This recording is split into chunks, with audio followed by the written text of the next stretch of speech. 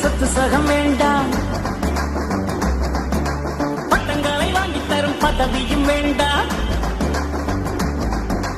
மாலைகள் இட வேண்டாம், தங்க மகுடமும் தர வேண்டாம், தமிழ் தாய்நாடு தந்த அன்பு போதுமே.